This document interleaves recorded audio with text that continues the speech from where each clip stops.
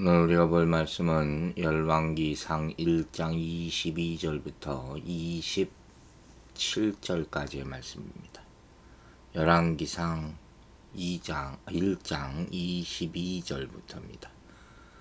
자, 한번 읽어보겠습니다. 밧세바가 왕과 말할 때 선지자 나단이 들어온지라. 어떤 사람이 왕께 말하여 이르되 선지자 나단이 여기 있나이다 하니 그가 왕 앞에 들어와서 얼굴을 땅에 대고 왕께 절하고 이르되 내 주 왕께서 이르시기를 아도니아가 나를 이어 왕이 되어 내 왕위에 앉으리라 하셨나이까. 그가 오늘 내려가서 숫소와 살찐 송아지와 양을 많이 잡고 왕의 모든 아들과 군사령관들과 제사장 아비아들을 청하였는데 그들이 아도니아 앞에서 먹고 마시며 아도니아 왕은 만세수를 하옵소서 하였나이다. 그러나 왕의 종 나와 제사장 사독과 여호와의 아들 브나야와 왕의 종 솔로몬은 청하지 아니하였사오니 이것이 내 주 왕께서 정하신 일이니이까. 그런데 왕께서 내 주 왕을 이어 그 왕위에 앉을 자를 종에게 알게 하지 아니하셨나이다. 아멘. 오늘 본문은 우리 지난주에 이어서 지금 이 나단 선지자가 밧세바를 이어 다윗 왕의 침실에 들어가서 사태가 지금 급박하다는 것을 일깨워주고 또 이 솔로몬을 왕으로 삼기게 한 그런 결정, 언약이죠. 오래전에 했던 것, 개인적이든 어쨌든 간에 그것을 나라 전체에 공포해야 합니다. 이렇게 지금 설득하는, 사실은 굉장히 긴박한 장면이죠. 왜냐면 이 지금 다윗의 이 침실에서 생긴 일이 나라의 장래를 결정할 수 있는 그런 일이기 때문에 우린 이런 상황이 있을 수 있어요. 살다 보면 그 한순간이 개인과 가정과 나라의 운명을 바꾼다는 그런 것이죠. 그래서 21절에 말하는 대로 밧세바가 왕과 말할 때 선지자 나단이 들어온지라. 그래서 둘은 약속을 했잖아요. 먼저 밧세바가 왕이 총애하는 부인이니까 먼저 왕에게 옛날 약속을 일깨우고 다시 나단이 들어와서 영향력이 있는, 가장 다윗에게 충원할 수 있고 영향력을 미칠 수 있는 나단 선지자가 확인하는 그런 과정을 지금 하고 있는 것이죠. 히브리 원문에는 이 장면을 뭐라고 설명하냐면, 보라, 나단 선지자가 들어오는 것을 굉장히 아주 생동감 있게 표현한 것을 볼 수가 있어요. 지금 아주 큰 일이 일어나는 것을 지금 그 분위기를 만드는 거죠.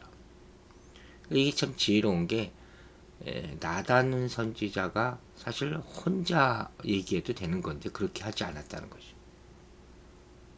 2명 이상의 증인이 필요하다는 율법도 아마 생각했을 수도 있겠죠. 그래서 밧세바가 먼저 한 말을 확증해서 다윗으로 하여금 망설이지 않게 한 거죠. 그래서 아도니아의 반역을 막으려는 그런 지혜로운 결단을 내린 것으로 볼 수 있어요. 나단 선지자가 다윗 옆에 있었다는 것이 사실 다윗에게는 큰 복일 뿐만 아니라 이스라엘에게도 복일 수가 있죠. 그래서 하나님의 음성을 이렇게 전달하는 역할을 하는 선지자라는 것이 구약시대에 있었다는 것이 참 하나님의 말씀의 통로로서 꼭 필요했다는 것을 알 수가 있습니다. 오늘날도 마찬가지죠. 하나님의 말씀을 상황에 관계없이 담대하게 진실 그대로 전하고 상황 판단을 올바르게 하는 그런 말씀을 전하는 통로가 꼭 있어야 된다는 것을 여러분들 명심하시기 바랍니다. 23절에 이렇게 나와 있어요. 어떤 사람이 왕께 말하여 이르되 선지자 나단이 여기 있나이다 하니 그가 왕 앞에 들어와서 얼굴을 땅에 대고 왕께 절하고. 이 선지자 나단은 지금 상황인지라 이 다윗 왕이 사실 부르기 전에 나온 거 아니에요. 밧세바와 약속한 대로. 그러자마자 밧세바는 뒤로 살짝 빠지는 것이죠. 이 충격적인 소식의 사실 여부가 문제일 때 지금 약속한 대로 적절한 타이밍에 지금 나단이 들어온 거죠. 아마 이 순간 내내 나단 선지자는 기도하고 있을 것이라고요. 그죠? 저 같으면 그랬을 거예요. 자기의 말로 이제 결정적인 일이 좀 확정되는 순간이 올 거니까. 근데 그의 태도가 중요합니다. 얼굴을 땅에 대서 왕께 절했다 그랬어요. 우리가 16절에서 봤던 왕비 밧세바의 인사와는 좀 다르죠. 그러나 어쨌든 주목할 것은 이들이 예의를 다하고 있다는 거예요. 아무리 왕이 연약해졌다 할지라도. 그런데 이러한 자세는 나단 선지자가 사무엘하 12장에서 보듯이 다윗을 책망하기 위해 왔을 때 그때와 판이하게 다르죠. 아무도 이는 다윗 왕에게 존엄한 통치자로서 직무를 다할 것을 호소하려고 들어왔기 때문일 수도 있어요. 근데 어쨌든 이러한 모습을 보이는 것은 아름다운 모습이라고 할 수 있죠. 왕과 신하 사이의 관계를 보여주는 그런 장면이 아닙니까? 우리는 이러한 모습도 성경에 이렇게 이건 행동을 나타내는 표현 아닙니까? 이게 교훈이 되어야 돼요. 우리보다 높은 사람, 해결의 열쇠를 쥐고 있는 사람, 존중할 만한 지위에 있는 사람, 이런 사람을 만났을 때는 그 사람을 존경하고 자신을 낮추고 겸손하게 나아갈 필요가 있다는 거예요. 이게 나중에 어떤 결정과 대화에 굉장히 중요한 영향을 미칠 수 있기 때문이에요. 아도니아 같이 교만하고 자기중심적인 사람이 문제를 일으켰을 때 그에게 분노하고 그의 잘못을 바로 폭로하고 싸우려고 하면서는 안 된다는 것이죠. 그보다는 지혜로운 질문을 통해서 접근하는 것이 필요하다는 거예요. 대적과 똑같이 행동해서는 안 돼요. 그게 지혜라는 거죠. 그들과 뭔가 다른 점을 나타내는 것이 사람을 설득할 수 있는 좋은 방법 중에 하나가 될 수 있다는 것이죠. 그리고 이제 24절에서 말하는 거예요. 대주 왕께서 이르시기를 아도니아가 나를 이어 왕이 되어 내 왕에 앉으리라 하셨습니다. 반어법이죠. 원문상 이 말은 오히려 강한 긍정문으로 쓰여져 있어요. 앉으라고 하셨음에 틀림없습니다. 그러지 않고서야 이런 소문이 돌 리가 있습니까? 이게 또 언어적 유의라고 할 수 있죠. 실제로는 그렇게 말을 한 적이 없죠. 다윗이. 그럴 리가 없죠. 그러나 이렇게 얘기함으로써 다윗의 강한 부인을 이끌어내려는 선지자 나단의 역설적인 그런 표현이라고 할 수 있죠. 그러면 상대방이 깜짝 놀랄 거 아니에요. 아니 내가 언제 그런 얘기를 했다고 그러냐. 그래서 분위기를 반전시키는 것이죠. 이게 바로 지혜로운 메시지 전달법 중에 하나라고 할 수 있다 하는 것이죠. 그러니까 얼마나 많이 준비를 하고 기도를 했겠느냐 하는 그 말씀을 제가 드리는 거예요. 이 나단의 말에는 왕에게 호소하고 그냥 결정을 기다려 보겠습니다. 이런 태도가 아니라 반드시 왕을 설득하겠다는 의지가 드러나는 거예요. 나단이 왕에게 한 질문은 대답을 듣기 위한 것이 아니라 심리적인 전략이라는 거죠.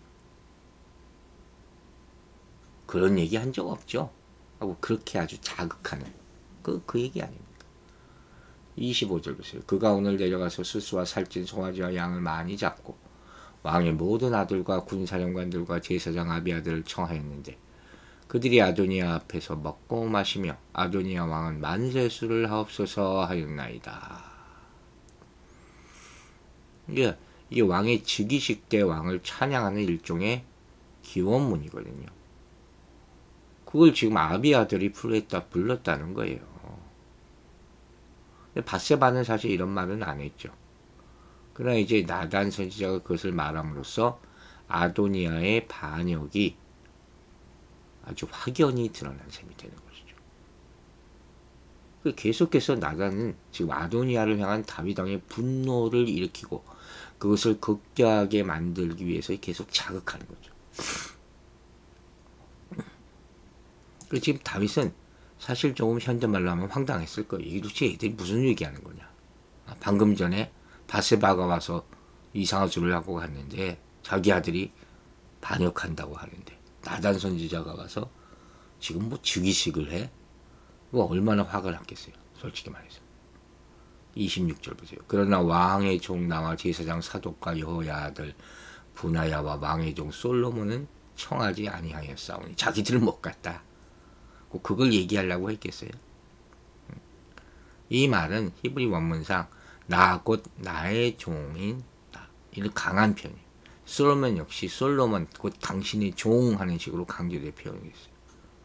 이렇게 말함으로써 솔로몬의 충성심을 강조하고 상대적으로 아도니아의 불충을 대조시키는 그런 표현이죠. 왕의 종 나와 왕의 종 솔로몬. 다 종이라는 거 아니에요. 그러니까 이 말이 바로 24절의 강한 역설적 긍정과 연결되어서 왕이 틀림없이 그랬는데도 우리를 제외시켰단 말입니까? 항변적 성격을 띠죠. 은근히 아도니아의 초청의 불법성과 반역성을 지금 지적하고 있는 거예요. 그러면서 이 아도니아의 초청에서 제외된 나단과 사독과 분하야 등 특히 솔로몬을 다윗의 편으로 이렇게 암시하는 거죠. 저쪽에서 편을 갈았다면 과연 다윗의 진짜 편이 누구입니까? 이걸 일깨워주는 거죠. 참 지혜롭게 지금 말을 하고 있는 것을 볼 수가 있어요. 우리는 우리의 문제는 뭐냐면 언어이 잘못된 상황이거든요. 그 중에 하나가 화해시키러 갔다가 오히려 싸움을 더 크게 만드는 경우예요. 이게 진짜 많습니다, 여러분. 그러니까 이런 자리에 간다는 것 자체가 조심스러운 일이지만 정말 기도 많이 하고 할 말을 준비하고 하나님께 지혜를 구하고 하나님이 주신 말을 전해야 된다는 것이죠. 선지자의 책무라는 것이 이와 같은 것까지 있다 하는 것도 저로서는 생각해 보게 되는 것이죠. 마지막 27절 보겠습니다. 이것이 내 주 왕께서 정하신 일이니까. 근데 왕께서 내 주 왕을요 그 왕이 앉을 자를 종에게 알게 하지 아니하시니. 다시 한번 확인하는 과정입니다. 이게 정말 왕이 하신 일입니까? 선지자 나단은 이미 아도니아의 반역 음모를 간파하고 있었잖아요. 11절에서 보듯이. 그러나 지금 다윗 왕 앞에서는 전혀 이 사건을 모르는 자처럼 오히려 다윗 왕에게 그 사실을 확인하는 거예요. 그러면서 나단은 만일 그렇다면 물론 실제로는 그렇지 않을 줄 알고 있지만 그러한 결정에 자신을 도외시한 다윗 왕의 처사에 대해서 나는 정말 섭섭합니다. 참 나쁘게 말하면 굉장히 뻔뻔스러운 그런 상황이죠. 이건 무슨 계속 그걸 강조하는 게 다윗은 지금 많이 벙벙했을 거예요. 지금 나단 선지자가 일방적으로 계속 지금 이 사건을 빙 둘러서 말하고 있지 않습니까? 이 모든 행동은 아도니아를 향한 다윗 왕의 분노를 일으키고 기름 붓는 그런 행동이게 된 거예요. 이에서 그는 누가 왕위를 계승할 것인가를 다윗 왕의 측근인 자신에게 알린 적이 없음도 깨우쳐 주는 것이죠.